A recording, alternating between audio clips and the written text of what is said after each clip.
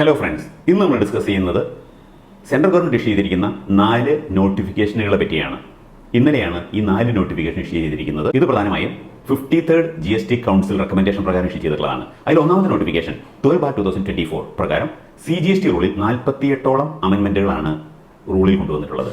അടുത്തൊരു നോട്ടിഫിക്കേഷൻ 13/2024 പ്രകാരം GSTയിൽ രജിസ്ട്രേഷൻ എടുക്കുന്ന സമയത്ത് ആധാർ ഒതന്റിക്കേഷൻ ചെയ്തിട്ടുണ്ടെങ്കിൽ പോലും ബയോമെട്രിക് വേണം, ഫോട്ടോ എടുക്കണം, അതുപോലെ ഒറിജിനൽ ഡോക്യുമെന്റ്സ് എല്ലാം വെരിഫൈ ചെയ്യണമെന്നുള്ള റൂള് ഓൾ ഇന്ത്യ ഇന്നലെ മുതൽ നടപ്പിലാക്കിയിരിക്കുകയാണ്. അടുത്തൊരു നോട്ടിഫിക്കേഷൻ 14/2024 പ്രകാരം ആനുവൽ റിട്ടേൺ ഫയൽ ചെയ്യുന്നത് അഗ്രഗേറ്റ് ടേൺ ഓവർ 2 കോടിക്ക് താഴെയാണെങ്കിൽ financial year 23-24 annual return exempt ചെയ്തിരിക്കുകയാണ്. അപ്പോൾ ആനുവൽ റിട്ടേൺ ഫയൽ ചെയ്യേണ്ട ആവശ്യം വരുന്നില്ല.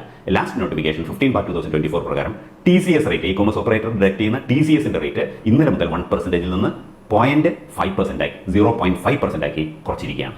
ഇതൊക്കെയാണ് പ്രധാനപ്പെട്ട അമെൻമെന്റുകൾ ഇന്നലെ വന്നിട്ടുള്ളത്. വീണ്ടും കാണാം മറ്റൊരു എപ്പിസോഡുമായി. ബൈ.